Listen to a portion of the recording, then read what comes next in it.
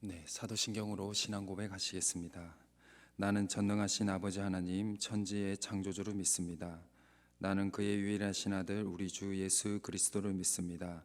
그는 성령으로 잉태되어 동정녀 마리아에게서 나시고 본디오 빌라도에게 고난을 받아 십자가에 못 박혀 죽으시고 장사된 지 사흘 만에 죽은 자 가운데서 다시 살아나셨으며 하늘에 오르시어 전능하신 아버지 하나님 우편에 앉아 계시다가 거기로부터 살아있는 자와 죽은 자를 심판하러 오십니다.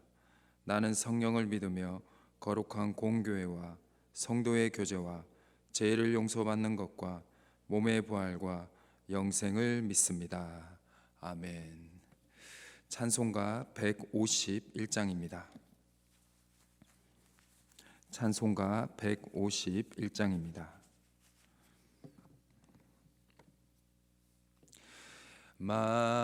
만왕의 왕 내 주께서 왜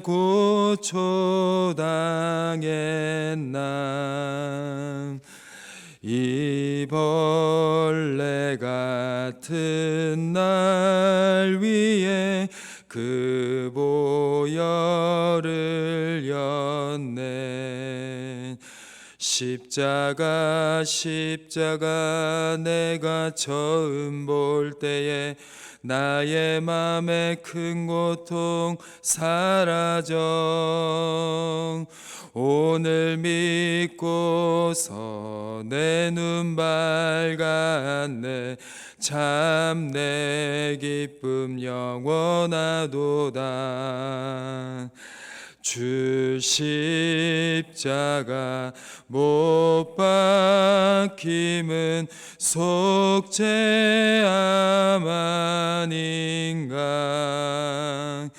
그 긍휼함과 그 은혜 말할 수 없도다.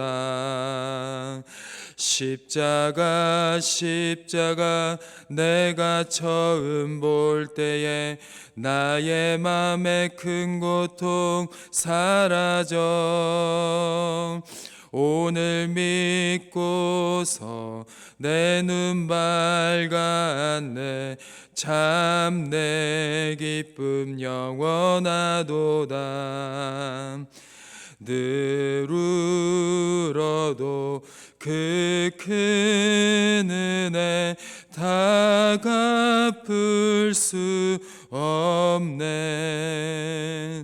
나 주님께 몸 바쳐서 주의 이름 쓰리. 십자가 내가 처음 볼 때에 나의 맘에 큰 고통 사라져 오늘 믿고서 내 눈 밝았네. 참 내 기쁨 영원하도다. 우리 3절 한 번 더 하겠습니다. 늘 울어도 그 큰 은혜 다 갚을 수 없네.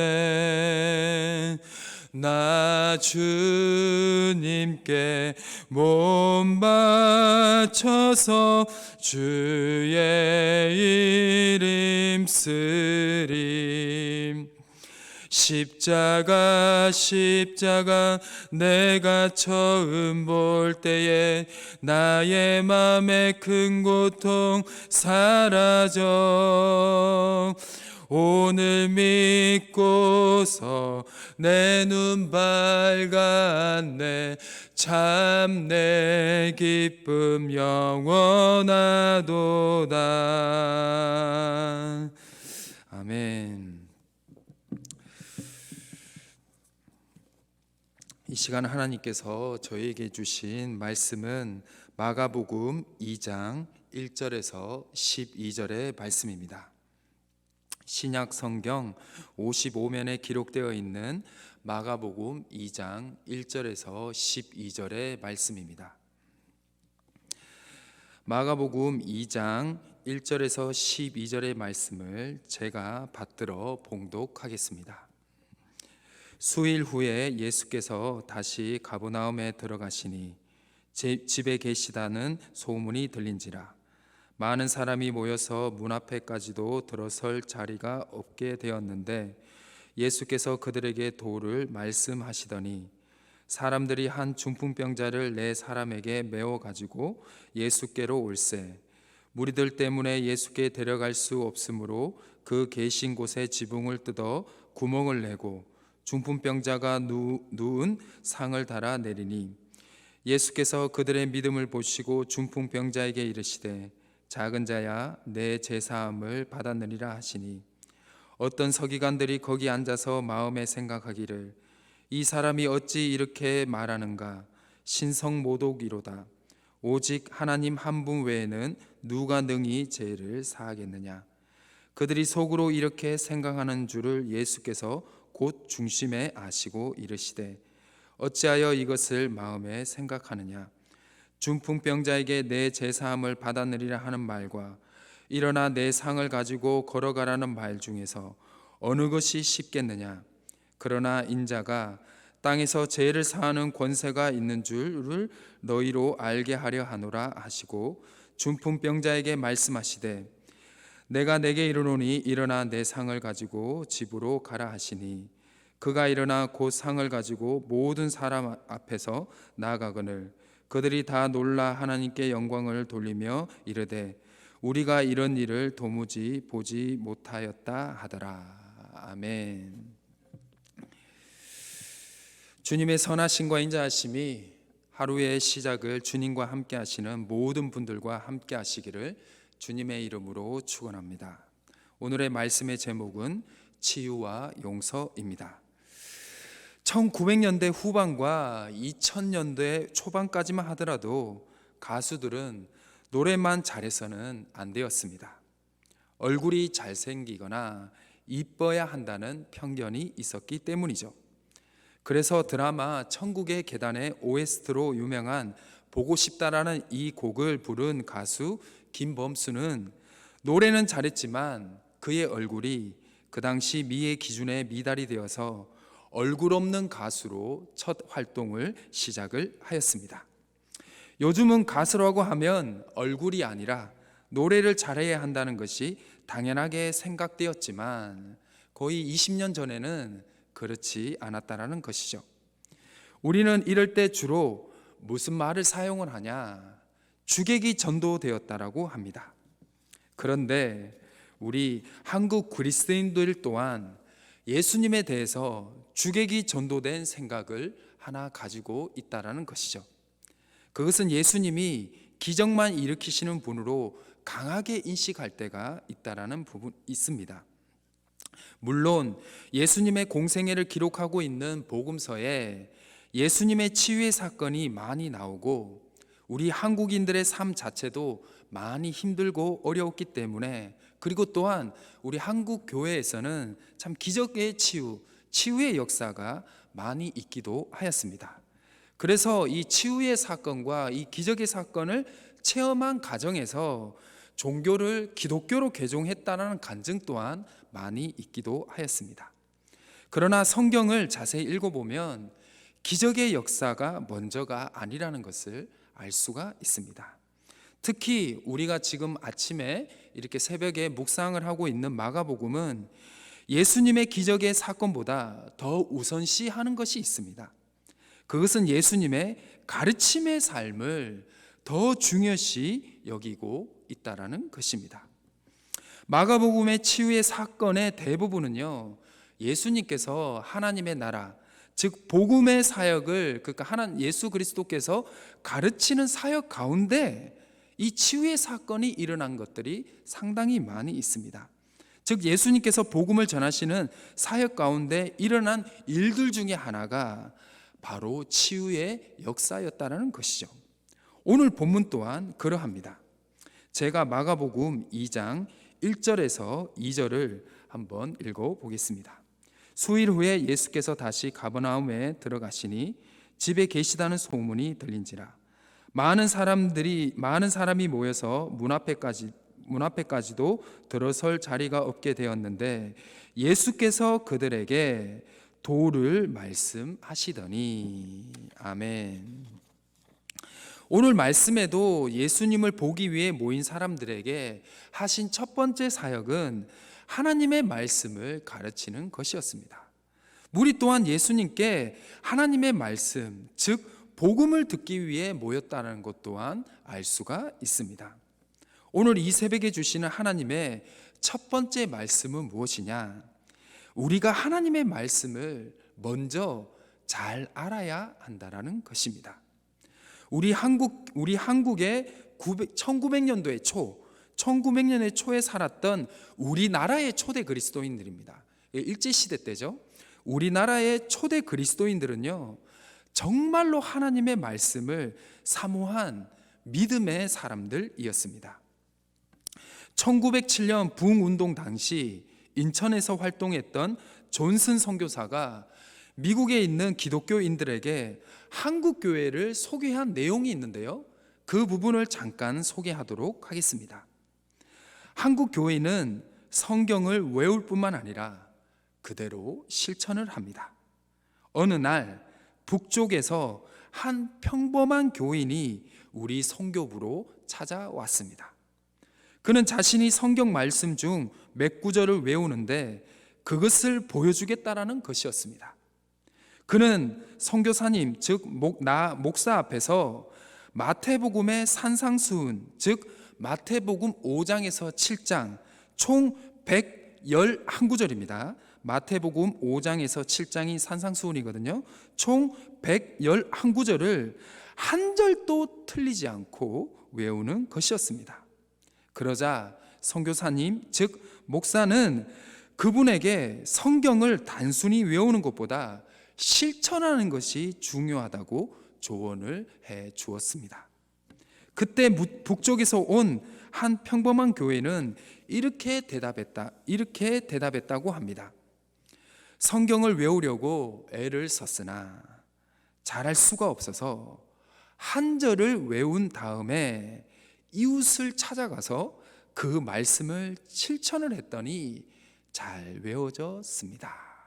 그러니까 이게 상상수훈의 그 모든 말씀들을 외우기 위해 자신이 그 말씀을 이웃에게 실천을 했다라는 것입니다. 이 산상수훈의 말씀에는요, 원수를 사랑하라는 말씀도 있고 오른밤을 치거든 왼밤까지 돌려주라는 말도 있고, 뭐 여러 가지 우리가 아는 수많은 어떤 은혜로운 말씀, 또 우리가 참 지키기 어려운 말씀 또한 대부분이 이제 들어가 있습니다.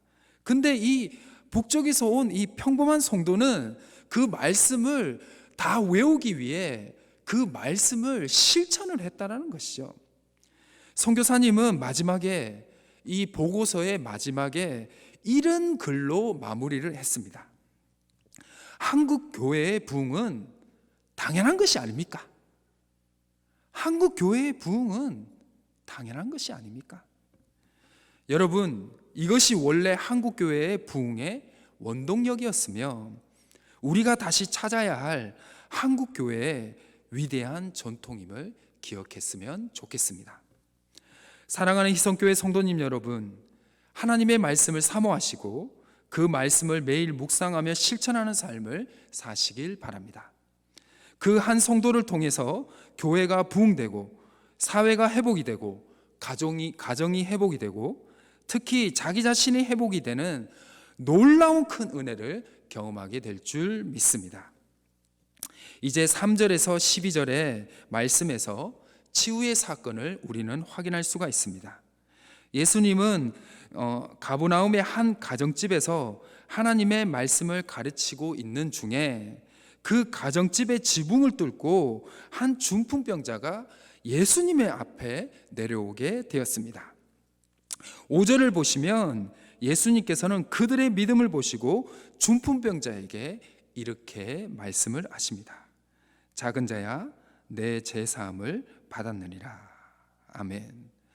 오늘 말씀은 참 아리송한 질문들이 참 많이 나오는 부분들이 많습니다. 그것을 다 해결하기에는 시간이 부족하기 때문에 핵심만 전하도록 하겠습니다. 중풍병자를 데려온 사람들은 그를 치유하기 위해서 한 집의 지붕, 즉 한 가정의 경제적 손실을 입히면서까지도 이러한 행동을 실천을 했습니다.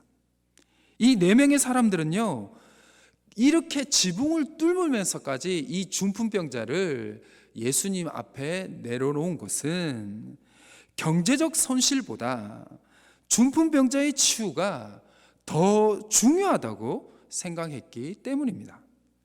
그러나 이렇게까지 중요하다고 생각한 이 4사람의 바람과 다르게 예수님은 이 중풍병자의 병을 치유하는 말씀을 선포하는 것이 아니라 죄사함을 선포를 했다라는 것입니다.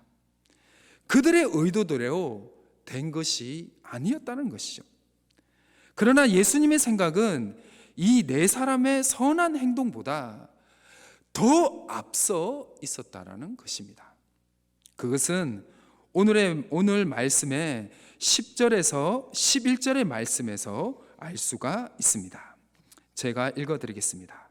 그러나 인자가 땅에서 죄를 사하는 권세가 있는 줄을 너희로 알게 하려 하노라 하시고 중풍병자에게 말씀하시되 내가 내게 이르노니 일어나 내 상을 가지고 집으로 가라 하시니.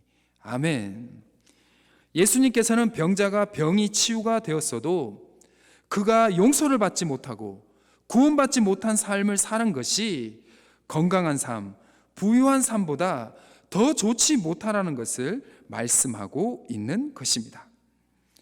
예수님은 중풍병자와 그 4명의 친구들에게 진짜 필요한 것은 이 사람이 병이 치유되고 부자가 되고 삶의 문제가 해결되는 것보다 먼저 제사함을 받는 것이 더 우선이라는 것을 말씀하고 있는 것입니다. 그것이 진짜 예수님이 이 땅에 내려오신 이유이기도 하셨죠. 즉 예수님은 이 땅에 내려오신 이유가 우리의 죄를 용서하시기 위해 이 땅에 내려오신 것이라는 것입니다. 즉 치유의 역사, 문제 해결은 그 다음이라는 것입니다. 예수님은 병자의 치유뿐만 아니라 제사함을 받는 구원의 삶을 주시기를 더 원하셨다는 것입니다. 오늘 하나님이 우리에게 마지막으로 주는 말씀은 우리의 삶의 문제의 해결보다 치유함보다 더 중요한 것은 용서를 받는 것, 제사함, 즉 내가 예수 그리스도를 통해서 구원받을 수 있는 믿음이 있느냐라는 것입니다. 그것이 그 무엇보다 중요하다라는 것이죠. 이것을 믿는 자들에게 당연하게 주시는 것이 문제 해결이요, 치유의 역사요, 그리고 평안의 역사라는 것입니다. 사랑하는 희성교회 성도님 여러분, 오늘도 주님을 간절히 찾으시고 믿으시고 구하시기를 바랍니다. 주님은 여러분들의 기도의 응답뿐만 아니라 여러분들의 제사함을 받고 하나님의 백성답게 살기를 더 원하신다는 것을 기억하시길 바랍니다. 아멘. 기도하시겠습니다. 전지전능하시며 무한하신 주님, 이 땅을 살아가는 우리의 요한한 삶 가운데 우리를 구원하시기 위해서 사람의 모습을 입고 이 땅에 오신 것이 가장 큰 기적이요 표적임을 고백을 합니다. 요한한 우리의 삶을 무한하고 영원한 주님의 사랑 안에 불러주시고 머물러 살아가게 하여 주심에 감사드립니다. 그러나 우리의 마음과 시선은 여전히 요한한 땅에 머물러 있을 때가 많으며 나의 뜻을 아버지의 뜻보다 앞세우다 아버지의 뜻과 섭리를 결국 발견하지 못할 때가 많이 있습니다. 주님, 우리의 마음과 눈을 여시어 낙심하지 않고 아버지의 영원한 사랑과 신실함을 보게 하시며 그 은혜 아래 우리의 뜻을 두게 하여 주옵소서. 하나님의 반복과 섭리 가운데 내 눈에 보이고 판단되어지는 일들 앞에 실망과 원망 대신 날마다 더욱 하나님을 기대하며 감사의 고백으로 주님을 찬양하는 삶이 우선시 되게 하여 주옵소서. 날마다 하나님의 말씀을 가까이 하며 하나님의 말씀을 더욱 깊이 알아가며 우리를 향하신 하나님의 본심을 기억하며 하나님의 사랑을 날마다 더욱 경험할 수 있도록 우리를 도와주시옵소서. 그럴 때 하나님이 주시는 은혜가 바로 치유의 역사요, 문제 해결의 역사요, 바로 평화의 역사일 줄 믿습니다. 주여, 이 시간 어려움과 질병 가운데 고통당하고 있는 이 땅의 많은 일들을 기억하시며 긍휼을 베풀어 주시고 회복의 은혜를 허락하여 주시옵소서. 우리 희성교회 성도님 중에 또 가정 중에 힘들고 어려운 일들을 겪는 일들이 너무나 많습니다. 일터에서 사업터에서 삶 속에서 고통받고 있는 분들이 있습니다.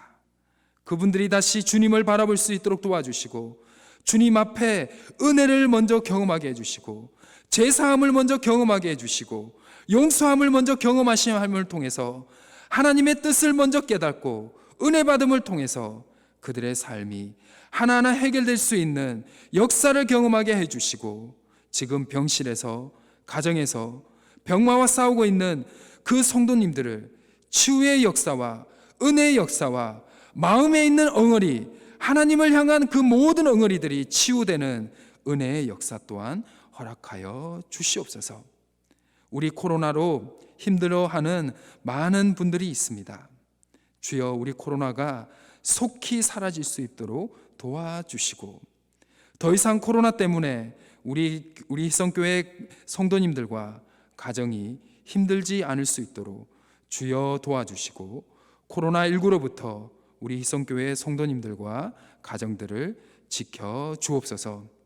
오늘 또 하나님의 말씀 안에 살기를 원하며 세상의 힘듦과 어려움과 고통과 낙심에 흔들리는 것이 아니라 하나님의 말씀과 은혜에 흔들리는 은혜의 삶을 살기로 원하오니 주여, 우리와 오늘도 영원히 함께하여 주옵소서. 예수 그리스도의 이름으로 기도드립니다. 아멘. 각자 개인 기도하는 시간을 가지도록 하겠습니다.